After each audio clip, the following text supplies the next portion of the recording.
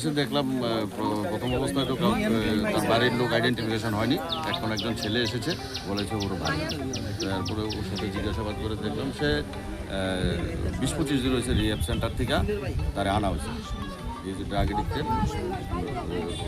20-25 দিন হয়েছে rehab centre থেকে তাদের বাড়িতে আনা হয়েছে।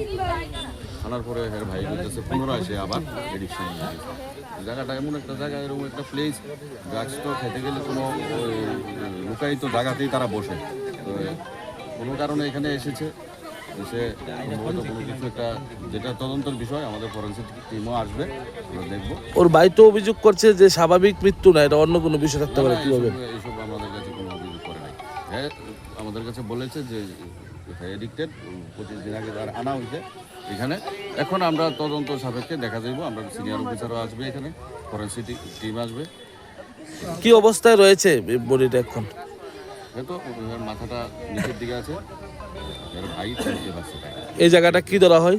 এটা রঞ্জিতনগর রোড, স্মরণীয় ক্লাবের অপোজিট সাইডে। প্রাথমিকভাবে ওনার শরীরে কোনো আঘাতের চিহ্ন দেখা গেছে না? আমি দেখতে পাইনি। ফরেন্সিক টিম মোটামুটি কত নাগাদ আসতে পারে বলে অনুমান? তাদেরকে রিকুইজিশন দেওয়া হয়েছে।